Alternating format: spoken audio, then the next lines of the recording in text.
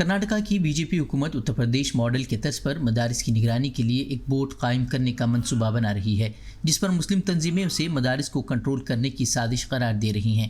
دراصل مدارس کی نگرانی کے لیے بورڈ کے قیام کے تعلق سے تبادلہ خیال کے لیے محکمہ اسکولی تعلیم اور خواندگی کی میٹنگ ہونے جا رہی ہے۔ اس میٹنگ کی صدارت اسکولی تعلیم اور خواندگی کے وزیر بی سی ناگیش کریں گے۔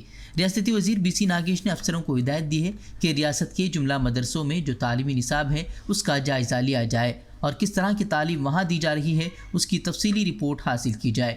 حکومت کا ماننا ہے کہ مدارس کے طلباء کے لیے باقاعدہ اسکولوں میں مرکزی دھارے کی تعلیم کے لیے داخلہ لازمی قرار دینے کے باوجود زیادہ تر بچے ایسا نہیں کر رہے ہیں۔ ایک سرکاری ذرائع نے کہا کہ اس طرح کے مسائل پر قابو پانے اور ہر سطح پر بچوں میں حب الوطنی کا جذبہ پیدا کرنے کے لیے یہاں تک کہ مذہبی تعلیمی اداروں میں بھی ہم مدارس کے لیے ایک بورڈ قائم کرنے کا منصوبہ بنا رہے ہیں۔ ریاستی وزیر کا کہنا ہے کہ وہ تعلیم کے معیار، طلباء کی ترقی اور ریاست میں سرکاری امداد یافتہ، غیر امداد یافتہ اور نجی مدارس میں تعلیم کے حق کے قانون کے نفاذ کے بارے میں تعلیمی حکام سے رپورٹ طلب کریں گے۔ انہوں نے مزید کہا کہ رپورٹ ملنے کے بعد مناسب کارروائی کی جائے گی۔ وہیں کرناٹکا حکومت کے اس فیصلے پر کیمپس فرنٹ آف انڈیا کے ریاستی صدر نے مدارس کی تعلیم کی نگرانی کے لیے بورڈ کے قیام کو مسلم تعلیمی اداروں کو کنٹرول کرنے کی ایک بڑی سازش کا حصہ قرار دیا ہے۔